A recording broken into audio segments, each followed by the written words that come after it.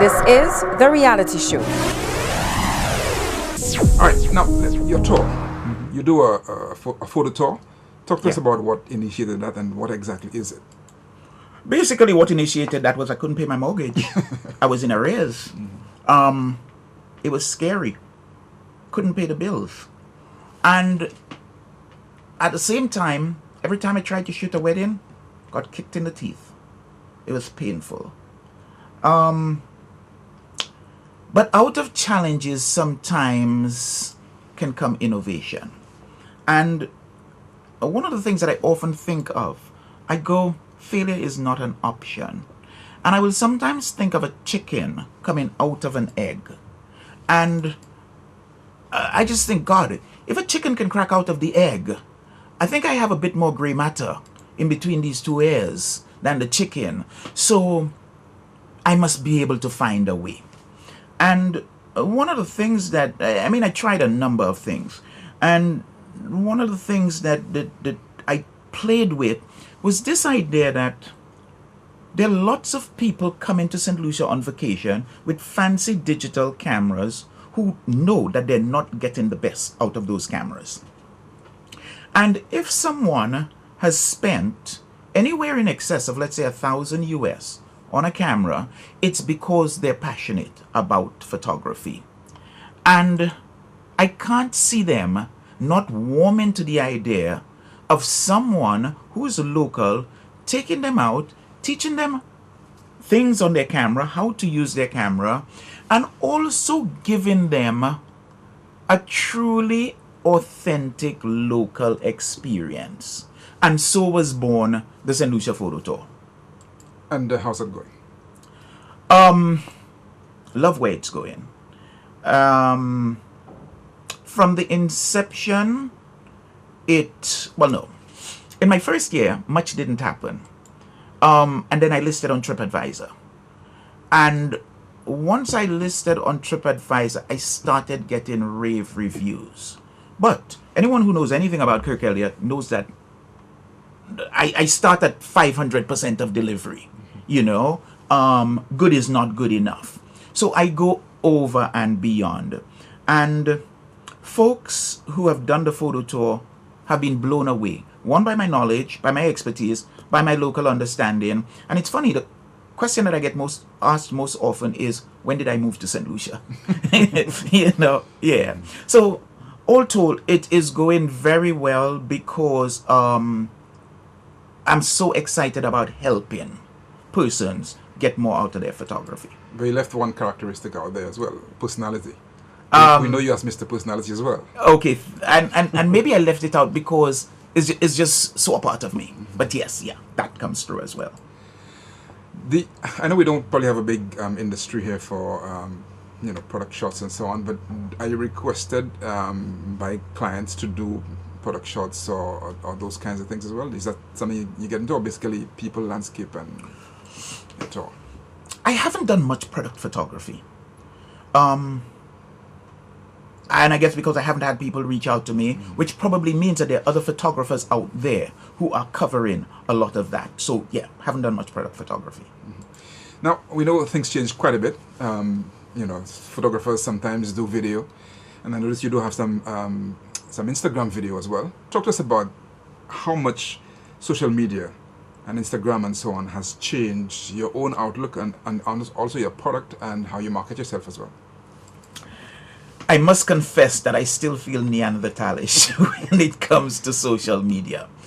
So I dabble a little bit. I mean, my website is set up so that once I post something to my blog, it goes forward to Facebook and to Twitter.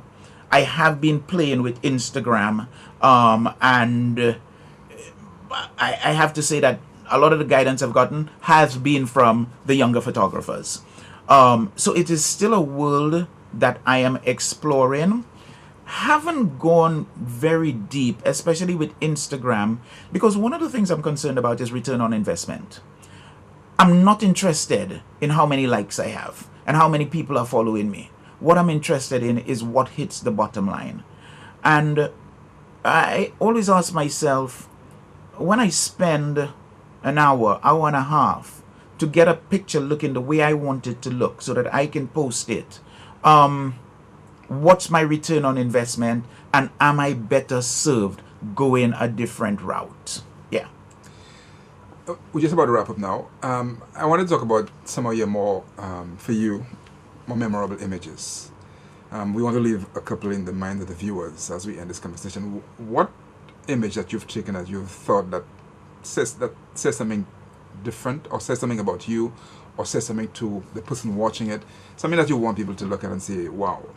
Is there a couple of images like that you have in mind? Yeah. There is an image of a little old house in Labrie. When you are heading to Viewfort, so you've just gone past that entrance that would take you into Labrie on the right, just a little bit beyond, there was a little old house on the left. I shot a picture of that, and I actually shot that picture, I think, in 2006 or 2007. That's one of my favorite pictures. The old house is now falling apart. I actually recently had an international critique on that picture, and that's something that there'll be a little bit of a feature coming out on a little bit down the line. And I found it interesting that out of, I think, maybe 10 pictures I sent it, that one was selected. And that one was selected out of hundreds of pictures that were sent in and critiqued internationally. Another favorite of mine would be, and I probably will have to send you some of these so that you can include them, is one down on Marisol Beach, one sunset. I remember being out and I was shooting sunset pictures, and it just wasn't a pretty evening.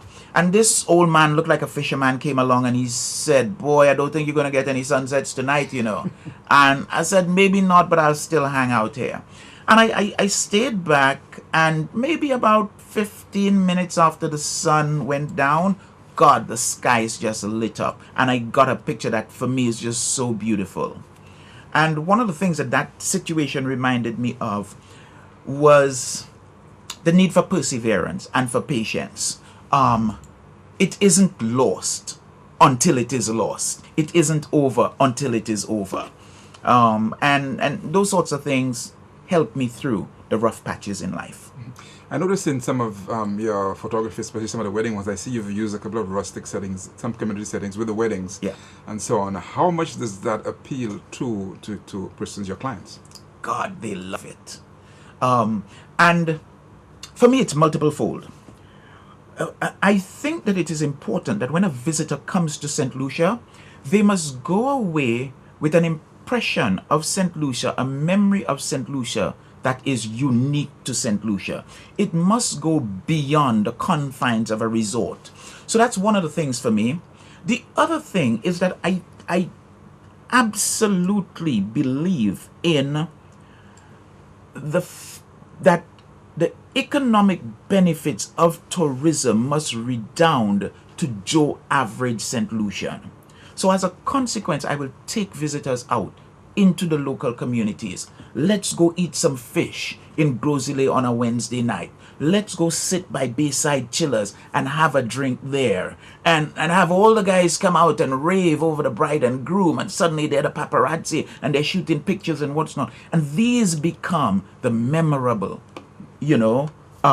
situations, moments for the visitor. Kirk, we want to, first of all, congratulate you on your recent assignments, and we know there's a lot more coming down the road, but want to thank you as well for giving us so many images that represent us as a country.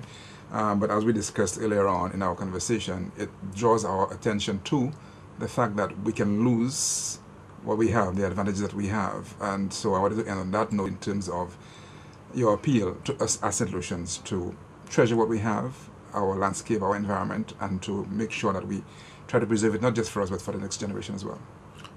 Absolutely agree with that. I think that if we just take a moment to think a little bit and think, what do I want to leave for myself in my old age to still be able to enjoy? What do I want to leave for my children's children? And if we bear some of that in mind, then we can find ourselves taking different actions than the actions that we take right now, which tend to degrade the environment rather than preserving and protecting it. We appreciate your time. Thanks so much. Thank you very much. This is happening. This is our reality. This is Calabash TV.